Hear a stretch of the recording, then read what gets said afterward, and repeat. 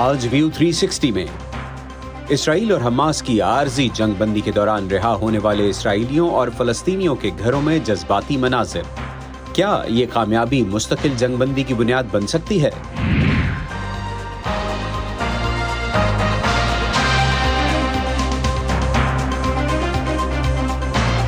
Voice of America के Washington studio से आप देख रहे हैं प्रोग्राम व्यू 360। मैं हूं Mohammad Atif. Welcome to the show. Israel पर हमास के हमले के बाद शुरू होने वाली जंग को 50 दिन हो चुके हैं, जिस दौरान हज़ारों अफराद हलाक हुए हैं और शमाली गजा तबाहशुदा इमारतों का खंडर बन चुका है। अरब और मगरबी ममालिक ये कोशिश कर रहे हैं कि इसराइल और हमास के दरमियान लड़ाई में आर्जी वक्फे को सियासी बातचीत और सिफारतकारी के ज़रिए मुकम्मल जंग बंदी की तरफ ले जाया जा सके, जबकि आलमी इमदादी इदारे ज़ोर दे रहे हैं कि गज़ा में शहरियों की मुश्किलात और बहरानी कैफियत को देखते हुए ज़रूरी इमदाद की सप्लाई को बढ़ाया जाए। मौजूदा सूरत हाल में जब इसराइल की तरफ से ये बयानात मुसलसल आ रहे हैं कि वो हमास के ख़ात्मे तक अपनी फ़ौजी कार्रवाई को जारी रखेगा और उसके बाद भी गज़ा का इंतज़ाम गैर मुअय्यना मुद्दत तक उसी के पास होगा, ऐसी सूरत में क्या मुस्तकिल जंग बंदी के मुआहदे तक पहुँचना मुमकिन है? इस पर बात करेंगे आज के शो में। इसराइल और हमास के दरमियान जंग बंदी 5वें दिन में दाखिल हुई और तवक्को है कि इसराइल और हमास कैदियों और यरगमालियों के मज़ीद तबादले करेंगे। इसराइल ने वादा किया था कि वो जंग बंदी को इब्तदाई 4 दिन के मुआहदे के बाद हर 10 इजाफी यरगमालियों की रिहाई के बदले 1 दिन के लिए बढ़ाएगा और उसके साथ ही इसके बदले में 3 गुना ज़्यादा फ़लस्तीनियों को रिहा करेगा जो इसराइली जेलों में कैद हैं। हमास ने तस्दीक की है कि उसने इन्हीं शराइत के तहत 2 दिन की तौसीअ पर इत्तफाक किया है। हमास की तरफ से फ़लस्तीनी कैदियों के बदले रिहा किए गए यरगमालियों का चौथा तबादला पीर की रात को हुआ। इसराइल की दिफाई अफवाज ने कहा है कि हमास ने अपने ज़ेर हिरासत 11 यरगमालियों को रिहा किया और इसराइल की जेल अथॉरिटी का कहना है कि 33 फ़लस्तीनियों को रिहा कर दिया गया है। इब्तदाई 4 दिनों में मजमूई तौर पर 50 इसराइली यरगमालियों और 150 फ़लस्तीनियों को रिहा किया गया है। ऐसे में जब तौसीशुदा जंग बंदी से तवील जंग बंदी की उम्मीदें पैदा हुई हैं, इसराइल हमास की अस्करी सलाहियतों को कुचलने और गज़ा पर उसकी 16 साला हुक्मरानी को ख़त्म करने के लिए अपने हदफ पर कायम है। हमास की तरफ से रिहा किए गए इसराइली यरगमाली और उनके बदले इसराइली जेलों से आज़ाद होने वाले फ़लस्तीनी कैदी रिहाई पाकर अपने ख़ानदानों के साथ दोबारा मिल रहे हैं। इस मौके पर दोनों अतराफ बहुत जज्बाती मनाजिर देखे गए।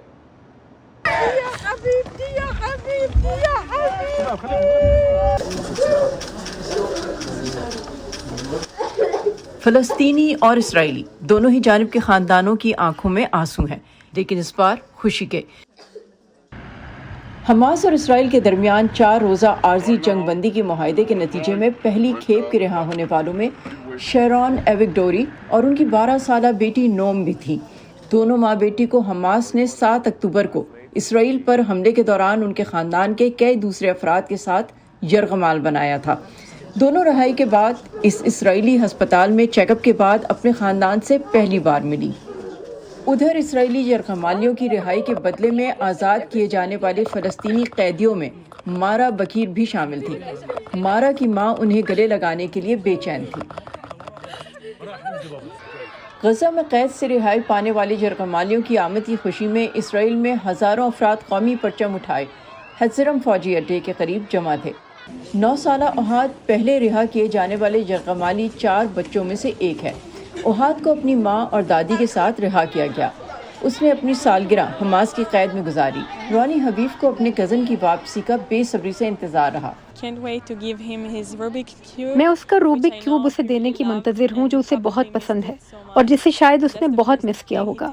ओहाद के वालिद ने बताया कि उसकी दादी और माँ खैरियत से है, लेकिन उसके दादा अभी भी हमास की कैद में है। जबकि 26 नवंबर को गज़ा में हमास की कैद से रिहाई पाने वाली 13 साला हिला रोतम शोशानी के मामू यार रोतम मिले जुले जज्बात रखते हैं। मेरी भांजी हीला को हमास की कैद से रिहा कर दिया गया है। हम उसकी वापसी पर बहुत खुश हैं। उससे मिलना बहुत जज्बाती था, लेकिन दूसरी तरफ अब भी मेरी बहन हीला की वालदा गज़ा में हमास की कैद में है। अब एक तरह के मिले जुले एहसासात हैं। हम टूट चुके हैं और हमारे लिए ये तस्वुर करना वाकई मुश्किल है कि राया और हीला एक दूसरे से जुदा कर दिए जाने पर कैसा महसूस कर रही हैं। रमल्ला में इसराइली जेलों से फ़लस्तीनियों की रिहाई का जश्न मनाया गया। उन्हीं रिहाई मिलने वालों में नसरुल्लाह भी शामिल हैं। انہوں نے ہمیں بھوکا رکھا. وہ ہر کوٹری کے لیے 2 روٹی کے ٹکڑے دیتے تھے جو کافی نہیں ہے. ہمارے ساتھ 11 اور 12 سال کے بچے بھی تھے اور ان کے لیے کھانا کافی نہیں تھا. خدا ہی جانتا ہے کہ حالات کتنے خراب تھے. اسرا جابیز بھی اسرائیلی قید سے رہا کیے جانے والے فلسطینیوں میں سے ایک ہیں. ان کے چہرے پر جھلسنے کے زخم ہیں جو سن 2015 میں ان کی گاڑی میں دھماکے کے باعث آئے تھے. اسرائیل نے انہیں اپنی گاڑی کو بم دھماکے سے اڑا کر قتل کی کوشش کے الزام میں 11 سال قید کی سزا سنائی تھی. اسرا کے گھر والے اس الزام سے انکار کرتے آئے ہیں. اسرائیلی جیلوں سے رہائی پانے والے فلسطینی نوجوان اسرائیلی جیلوں میں مشکل حالات کی شکایت کرتے ہیں. قطر کی وزارت خارجہ کے مطابق اسرائیل اور حماس نے غزہ کی پٹی میں مزید 2 روز کی جنگ بندی میں توسیع پر اتفاق کیا ہے.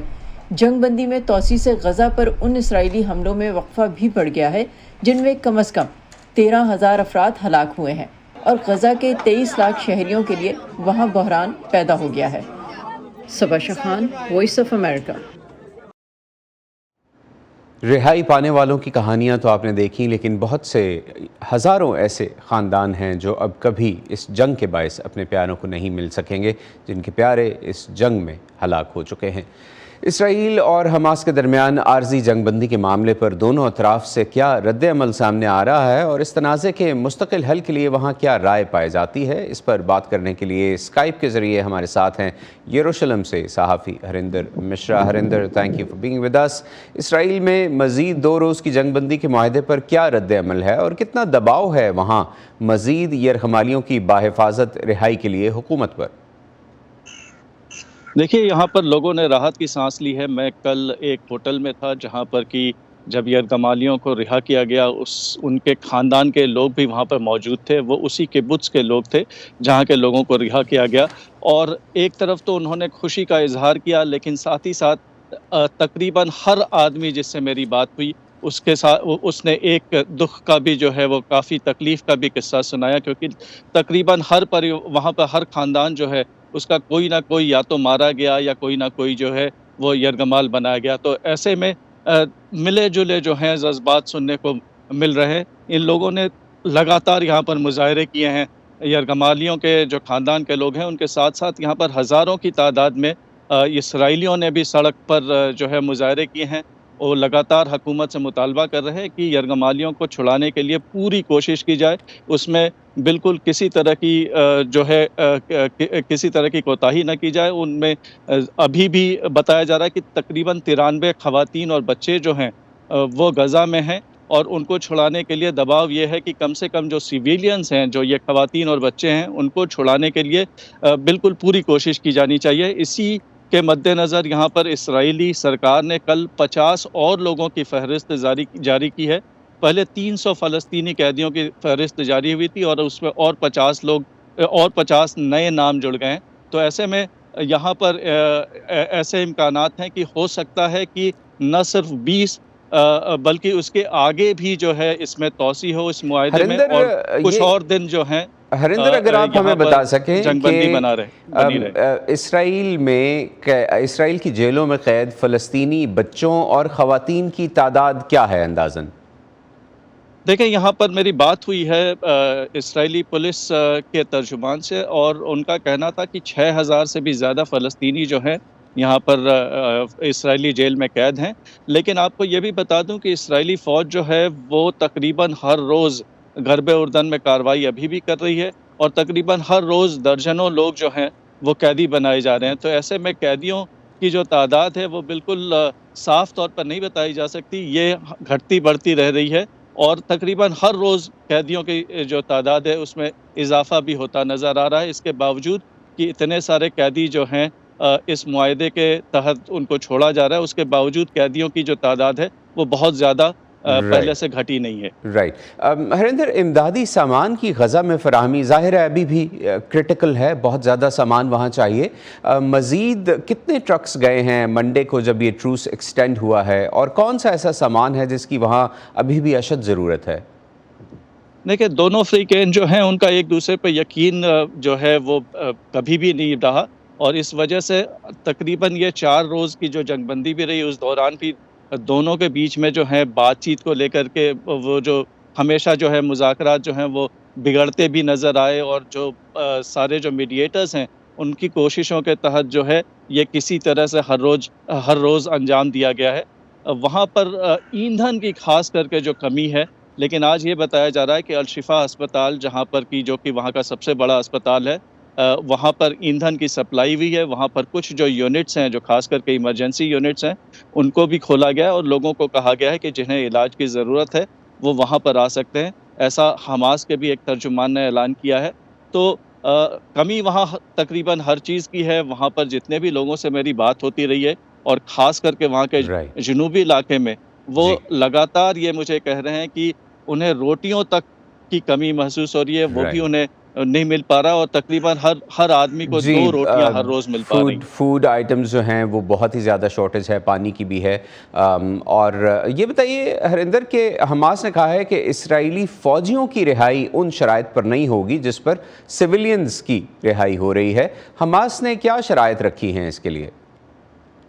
دیکھیے، ابھی تک تو یہ کہا جا رہا ہے، میری کچھ فلسطینی اہلکاروں اور فلسطینی جو جانکاروں سے بات چیت ہوئی ہے، اور ان کا یہ کہنا ہے کہ ابھی جو ہو رہا ہے، جو معاہدہ ہوا ہے، وہ دونوں ہی فریقین کے لیے مفید ہے، کیونکہ حماس بھی نہیں چاہتا کہ خواتین اور بچے جو ہیں ان کی حفاظت وہ ٹھیک سے کر پائے گا، اسے ایسے خدشات ہیں، تو ایسے میں وہ بھی چاہتا ہے کہ انہیں رہا کر دیا جائے۔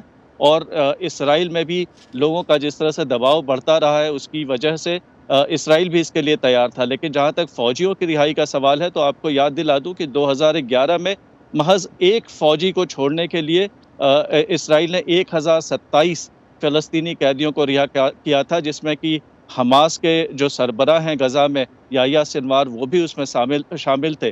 تو ابھی وہاں پر بہت بڑی تعداد میں وہاں پر فوجی جو ہیں وہ یرغمال بنائے گئے ہیں، اور حماس نے صاف طور پہ کہا ہے کہ وہ جس پوزیشن سے اس نے شروعات کی تھی، وہ شروعاتی جو ان کا ڈیمانڈ تھا، ان کا مطالبہ تھا کہ سارے قیدیوں کو رہا کیا جائے، سارے یرغمالوں کے لیے۔ بہت شکریہ ہریندر، ہمارے اس سیگمنٹ کا وقت اب ختم ہو رہا ہے۔ بہت شکریہ، آپ نے ہمیں جوائن کیا۔ ہریندر مشرا ہمارے ساتھ تھے، اور وہ بتا رہے تھے کہ جو کرٹیکل ایک نیڈ تھی غزہ میں الشفا اسپتال کے لیے، وہ فیول کی تھی، وہ نیڈ وہاں پوری ہو گئی ہے، اور اب اس کے چند ایمرجنسی یونٹس نے دوبارہ کام شروع کر دیا ہے۔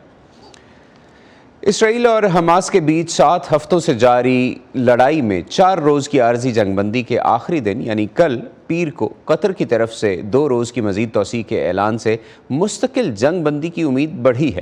موجودہ حالات کے تناظر میں دونوں فریقین کے درمیان مستقل جنگ بندی کا کتنا امکان ہے، یہ سوال اس وقت امریکی میڈیا اور سیاسی حلقوں کے لیے بھی اہم موضوع ہے۔ انتہائی ضروری امداد اندر جا رہی ہے، اور یرغمالی باہر آ رہے ہیں، اور یہ سمجھوتہ یوں طے کیا گیا ہے کہ اسے مزید ان نتائج کے حصول کے لیے آگے بڑھایا جا سکے۔ یہ میرا گول ہے، یہ ہمارا گول ہے کہ ہم اس وقفے کو کل سے آگے بھی جاری رکھیں تاکہ مزید ہاسٹیجز کو باہر آتا اور غزہ میں ضرورت مندوں کے لیے جانے والی امداد میں اضافہ دیکھیں۔ جب جنگ بندی کا یہ دورانیہ ختم ہوگا تو جیسا کہ نتنیاہو نے ابھی کہا ہے کہ تنازع جاری رہے گا، اور جیسا کہ اسرائیل نے کہا ہے کہ یہ اس وقت تک جاری رہے گا جب تک حماس کا صفایا نہیں ہو جاتا۔ جب تک ایک خود مختار فلسطینی ریاست نہیں بن جاتی، خطے میں امن اور سیکیورٹی نہیں ہوں گے۔ بحر الکاہل کے خطے کے ملکوں کی تنظیم یونین فار دی میڈیٹرینین نے اسرائیل اور حماس کے درمیان لڑائی کے حل اور خطے میں دیرپا امن کے لیے اتفاق کیا ہے کہ مسئلے کا واحد حل 2 ریاستی حل ہے۔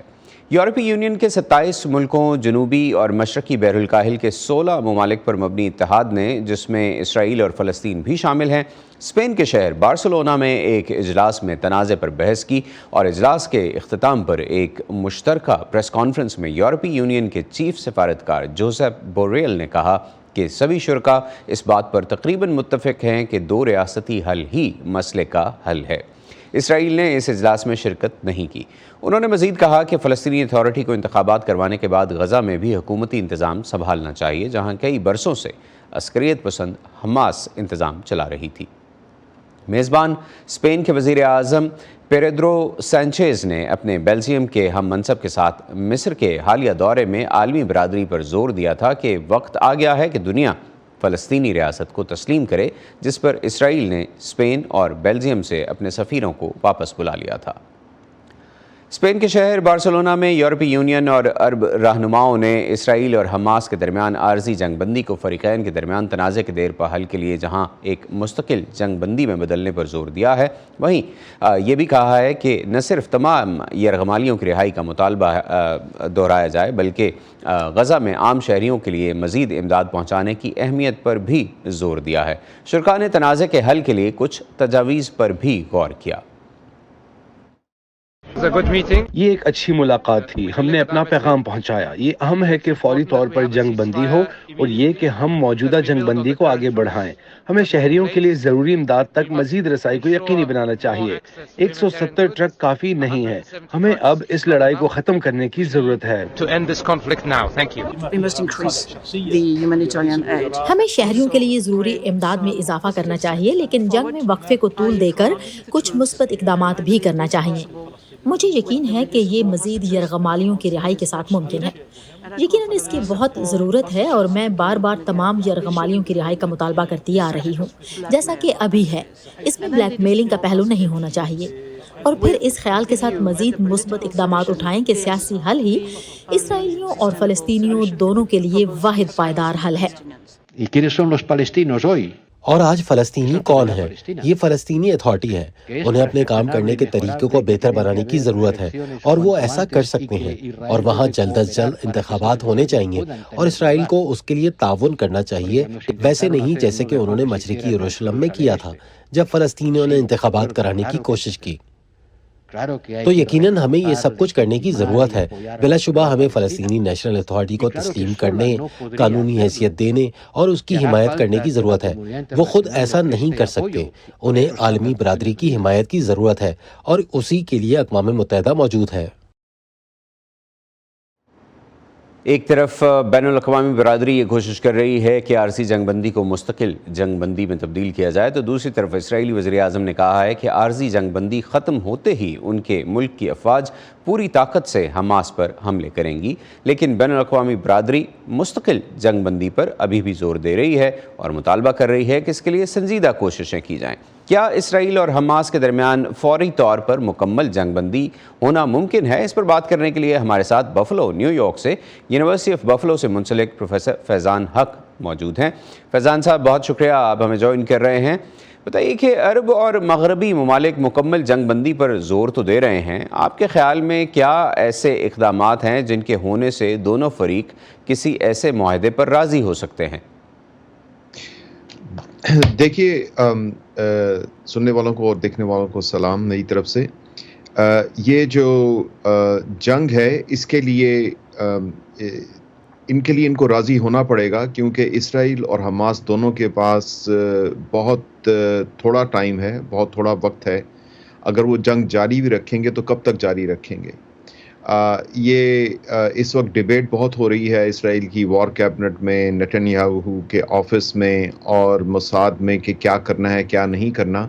جو حماس جیسی تنظیمیں ہیں ان کو مکمل شکست دینا جو ہے وہ ممکن نہیں۔ اس کا صرف ایک ہی حل ہے کہ فلسطین کا جو علاقہ ہے، جس پہ فلسطینیوں کا حق ہے، اس کا جو باغ دوڑ ہے ایسے لوگوں کے ہاتھ میں دی جائے جو اسرائیل سے بھی بات کر سکیں اور اپنی اسٹیٹ بھی چلا سکیں۔ رائٹ، یہ فرمائیے گا کہ امریکہ کا رول اس معاملے میں کتنا اہم ہوگا، خاص طور پر اسرائیل کو مکمل جنگ بندی پر راضی کرنے کے لیے؟ دیکھیے، اس وقت ہمارے پریزیڈنٹ جو بائیڈن جو ہیں، انہوں نے جو بیانات دیے ہیں، ان سے لگتا ہے کہ وہ بھی یہی چاہتے ہیں کہ دیر پا امن قائم ہو سکے۔ جیسے آپ کو معلوم ہے کہ اگلا جو سال ہے وہ الیکشن ایئر ہے، امریکہ کے پریزیڈنشل الیکشنز ہونے ہیں، اور پریزیڈنٹ جو بائیڈن جو ہیں کسی طرح بھی نہیں چاہتے کہ یہ جو کانفلکٹ ہے یا کسی بھی صورت میں اگلے سال تک جاری رہے، یا اس کے جو آفٹر ایفیکٹس ہیں وہ بہت دیر تک افیکٹ کریں ان کی جو پریزیڈنشل کیمپین کو۔ یہ ایک ریالٹی ہے، ایک حقیقت ہے، سیاسی حقیقت جس کو آپ کہہ سکتے ہیں۔ اور دوسری طرف نیتن یاہو جو ہیں، جو پرائم منسٹر ہیں اسرائیل کے، جیسے آپ کو معلوم ہے کہ ان کی گورنمنٹ جو ہے وہ بھی بہت تھن میجورٹی پر ہے۔ تو یہ دونوں چیزیں جو ہیں یہ مجبور کر دیں گی فائنلی تمام پلیئرز کو کہ ریکنسیڈر کریں اس بات کو اور سیز فائر جو ہے اس کو مکمل طور پر جنگ بندی کے طور پہ اپنائیں۔ اگر سیز فائر ہو جاتا ہے، یعنی یہ اتفاق ہو جاتا ہے کہ سیز فائر کیا جا سکتا ہے، تو کیا وہ شرائط ہو سکتی ہیں اور ان پر عمل درآمد کی سپرویژن کون کرے گا جن کے ذریعے سیز فائر کو برقرار رکھا جائے؟ دیکھیے اس میں امریکہ کے جو ہے وہ ایک کلیدی کردار ادا کرے گا، اس کے بغیر گزارا نہیں ہے، لیکن جو دوسرے ممالک، بڑے ممالک یا بڑی طاقتیں جو ہیں اس میں چین اور روس بھی آ جائیں گے کسی حد تک۔ البتہ جو عرب ممالک ہیں جو ارد گرد ہیں اسرائیل کے، خاص کر مصر اور جارڈن اور سعودی عربیہ اور یونائٹڈ عرب ایمریٹس، ان کا بہت اہم کردار رہے گا، کیونکہ اسرائیل کی سیکیورٹی کی جو ضمانت ہے وہ انہی سے مانگی جائے گی اور انہی کے بل بوتے پہ یہ ہوگا۔ مگر اس کے ساتھ ساتھ فلسطینی جو ہیں وہ بھی ان کو وہ کمپرومائز نہیں کر سکتے۔ جیسے آپ کو معلوم ہے تمام مسلم ممالک اور خاص کر عرب ممالک میں بہت زیادہ پبلک پریشر ہے تمام حکومتوں پر کہ اس کا کوئی پرماننٹ یا مستقل حل کو جو ہے وہ دیکھا جائے یا نکالا جائے۔ آپ کو لگتا ہے کہ اس جنگ کے بعد، اور خاص طور پر جس طرح سے اب میڈیا میں اس جنگ کو، سوشل میڈیا میں اس جنگ کو کور کیا گیا ہے، اس کے بعد حالات ایسے ہو گئے ہیں کہ اقوام متحدہ اور عالمی برادری اور دیگر طاقتیں فلسطینی مسئلے کے حل کے لیے کوئی بھرپور کوشش کریں گی؟ جی، میرا خیال ہے کہ اس دفعہ جو خبروں کی کوریج ہے وہ انفارمل بھی رہی اور فارمل بھی۔ آپ تو خود جرنلسٹ ہیں، آپ کو معلوم ہے کہ سوشل میڈیا نے بہت لیول فیلڈ کر دیا ہے، تو اس سلسلے میں جو پہلے بلاکیڈ ہوتا تھا خاص کر ویسٹ میں کہ ایک ہی طرح کی خبریں آتی تھیں، اب وہ ممکن نہیں رہا، اور انتہائی کوشش کے باوجود ایک ایون ہینڈڈنس رہی ہے اس تمام پورے نیوز کوریج میں، جس کی وجہ سے بہت زیادہ پریشر بڑھا ہے پوری دنیا پر اور خاص کر یورپین اور امریکہ پر، یورپین ممالک پر اور امریکہ پر، کہ جنگ بندی یا سیز فائر کی طرف جائیں۔ اور یہ ایک اچھی بات ہے، اس کا مطلب ہے کہ جو عوام ہیں وہ چیزیں جو ہیں وہ اپنے ہاتھ میں لے رہے ہیں پہلے سے زیادہ، اور یہ سوشل میڈیا کے بغیر ہو نہیں سکتا تھا۔ فیضان صاحب، آخری سوال ہے، امریکہ نے ایک مرتبہ پھر اسرائیل کو متنبہ کیا ہے کہ ٹروس ختم ہونے کے بعد، یعنی عارضی جنگ بندی ختم ہونے کے بعد اگر وہ دوبارہ ایکشنز شروع کرتا ہے تو اس میں وہ انتہائی احتیاط برتے اور عام شہریوں کی حفاظت کا خاص خیال رکھے۔ آپ کے خیال میں کیا وجوہات ہیں کہ امریکہ ابھی مکمل جنگ بندی کی بات نہیں کر رہا؟ میرا خیال ہے کہ امریکہ اس لیے نہیں کر رہا کیونکہ حماس یا جو دوسرے گروپ ہیں جیسے فلسطینین اسلامک جہاد ہے، وہ ان کو یہ پیغام بھی دینا چاہ رہے ہیں کہ ہم یہ جنگ دوبارہ بھی شروع کروا سکتے ہیں، تو اس لیے اگر آپ سیریس ہیں، سنجیدہ ہیں اس بارے میں، تو احتیاط برتیں۔ یہ دونوں طرف کی پارٹیز کے لیے بہت امپورٹنٹ ہے، کیونکہ امریکہ کو ایک انتہائی آپ سمجھ لیں گے پلسرات سے گزرنا ہے کہ ایک بیلنس رکھنا ہے اپنی پالیسیز میں، اور یہ بیلنس رکھنا جو ہے بہت مشکل کام ہے، کیونکہ امریکہ پہ جو پریشر ہے جو پہلے یوکرین اور رشین وار سے رشیا کے اوپر تھا، وہ سارا پریشر جو ہے وہ امریکہ پر شفٹ ہو چکا ہے۔ تو امریکہ کو اس میں سے بہرحال کسی صورت نکلنا ہے کامیابی سے، جو کہ بہت مکمل کامیابی نہیں ہوگی، مگر اس طرح امریکہ جو ہے وہ دونوں طرف کے لوگوں کو کچھ حد تک سیٹسفائی کر سکے گا۔ بہت شکریہ فیضان صاحب، آپ نے ہمیں جوائن کیا اور ہمارے ساتھ آج اس اہم موضوع پر بات کی۔ بہت شکریہ۔ اسی پر ختم کرتے ہیں آج کا ویو 360۔ اسٹے سیف اور پاکستان اور خطے سمیت دنیا بھر کی اہم خبروں اور دلچسپ معلومات کے لیے آئیے ہماری ویب سائٹ urduvoa.com پر۔ یہ سارا کانٹینٹ آپ کو ملے گا ہمارے سوشل میڈیا پلیٹ فارمز پر بھی۔ ہمارا فیس بک کا پیج ہے facebook.com/VOA Urdu، یوٹیوب پر ہمارا چینل ہے VOA Urdu کے نام سے، اور ٹویٹر اور انسٹاگرام پر ہمارا ہینڈل ہے @VOA Urdu۔ اب تک کے لیے اتنا ہی، محمد عاطف کو اجازت دیجیے، خدا حافظ۔